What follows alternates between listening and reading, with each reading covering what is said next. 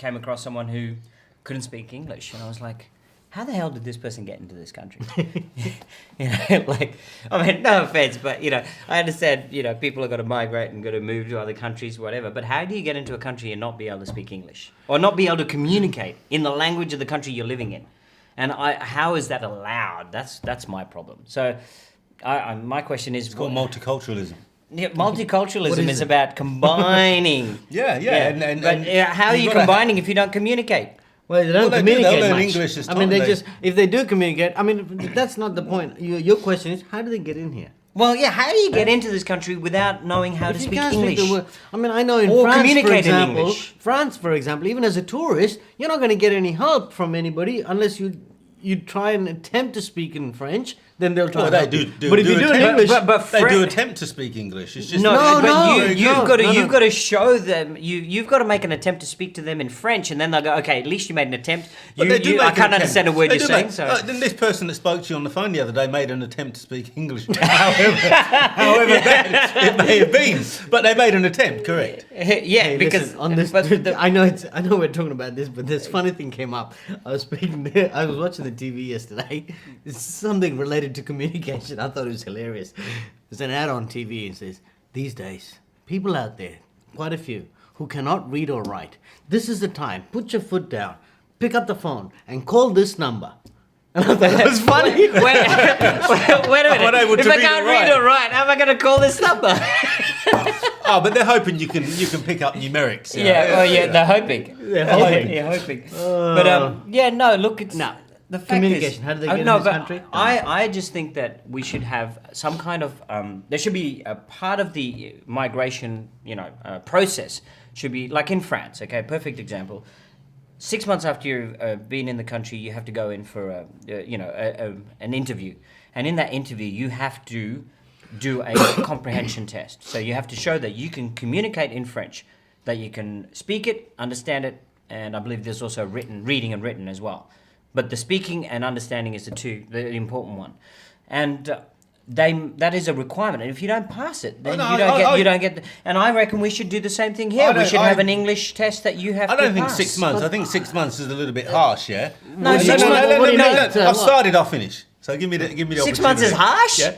What the hell's wrong with you? I think when you come into this country as a I'll finish it. And you get your temporary residency, that's a 2-year period that has to last. I think there should be a compulsory over that time that by the end of the 2 years you have to sit an exam. Yeah. No. Which is based on. I think 2 years is too long.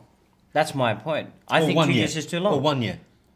Hold on a minute. Let's get this right. Because if you've never I think the reason being, you only have to live in the country to obtain your citizenship. You don't have to. You just turn up, raise your hand. You may not be able to speak the language, but you don't matter here in Australia. Yeah. Yeah, but how did you get in here in the first place then?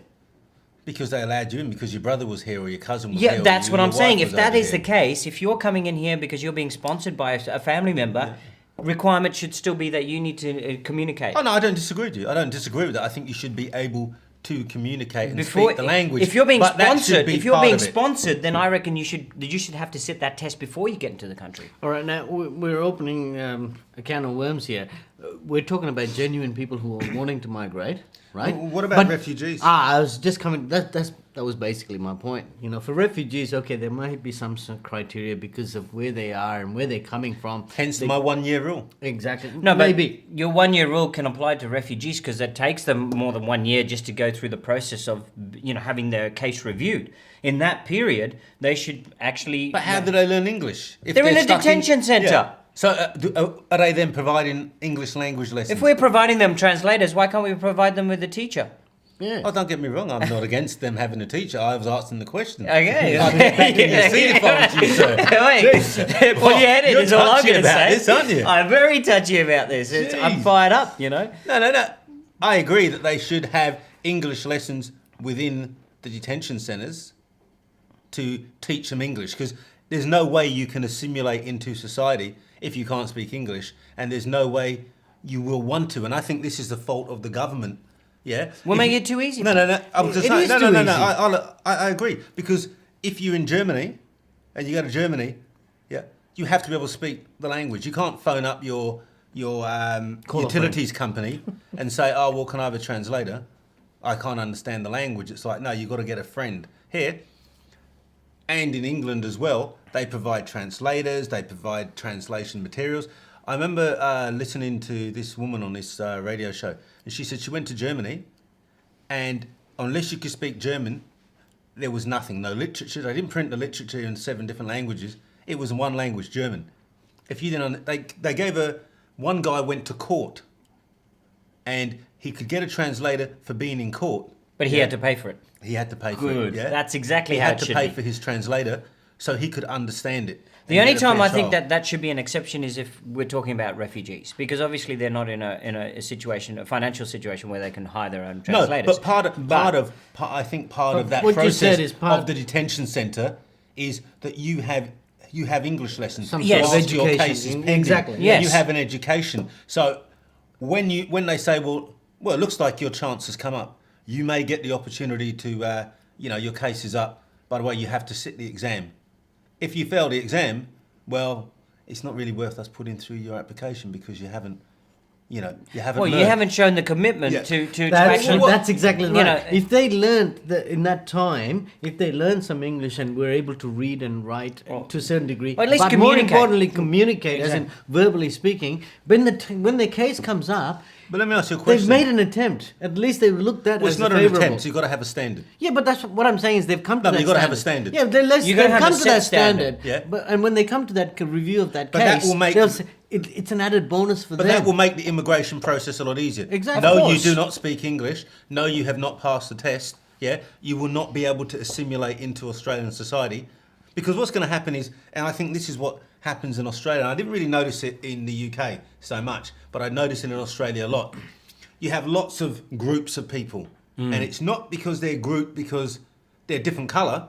They're grouped because they can't actually speak the language. So they stick to their own kind, so, So that they they can can communicate. within their own. Exactly. So That's they'll- why they'll never learn anyway. that's why you have this problem of assimilation, because they're all just sticking in their own communities, But doing you have- their own thing, sticking to the people that they know and understand. But that I've got Italian friends who are Italian, friends are Greek, and some of their parents don't speak good enough English.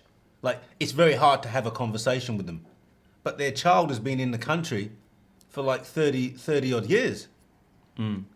Why can't you speak the language? Yeah. Yeah. Okay, understandable. You couldn't speak the language when you got here 30 years ago or 40 years ago, whenever you got here. Why can't you attempt. freaking learn a language in that amount of time? I think this is why multiculturalism in Australia It's has struggling. its issues. It struggles. Yeah, totally. Yeah? Because there's And no need that's where to. part of the racism issues are coming from, is because people are People can't frustrated communicate. that they can't communicate with these people who've come from another country, and it's not that they're okay. Yes, there are people who don't make the effort. Okay, I'm not denying Well, that. no, it's not. It's not. They don't make the effort. They don't need to make the effort because society doesn't make them need to. No, make no, no. the I'm effort. talking about the Australians. They don't make an effort to try and communicate. Try and make things work with these people What, from to overseas. communicate in Italian or communicate No, in no, French no. or- But like, okay, or- yeah, okay, or- maybe or that. Mandarin. Will you shut up and let me say what I I'm got to just telling say? you, I'm asking you. I haven't said a word. What are you telling me to shut up? I'm for? not talking to you. But basically, the point is like, yes, they made an effort to understand learn the language and be able to communicate. But because of their accent, for example, it's harder to understand the English. All right. Some Australians won't even make the effort to try and understand that they've taken the effort to learn the language. Now let me just give them the chance to for me to try and understand them. They'll just say, "Oh, well, you've got an accent. I can't understand you. I don't want to waste my time with you." Which is ridiculous. Okay. Anyway, we've run out of time, so okay. Final word. My only word in it, I think there should be some type of test or exam that you have to sit when you come to the country to allow you to stay in the country. I think it should be a compulsory 1-year course. Yeah, that you come in, that once you're in the country, you have to fund yourself. So it's not something that the people have to pay for. Part of you getting into the country is to have that. And then, moving forward, you then continue, obviously, to speak the English language and be able to communicate. I think that's just an important thing. Yeah, JT, you just pointed out something like, when they come into the country for 1 year, they learn to communicate, right? I have a problem with that, and usually what that is when people wanting to migrate to one country. I'm talking about Australia here. You need to apply from your country of residence before.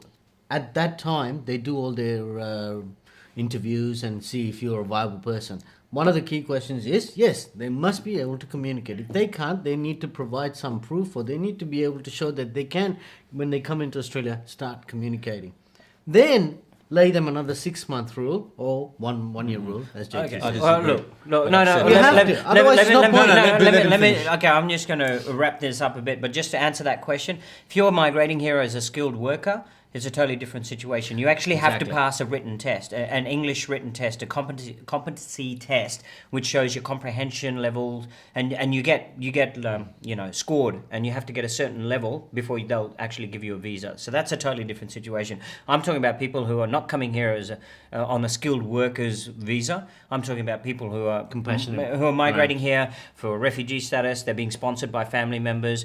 People who are coming here not through that situation, and it's those people that I'm talking about that need to learn the language. And I agree with you. They need to pass some kind of written test before they're given status to stay in the country. All right, guys. All right, We all have. We all Which then have. moves us into.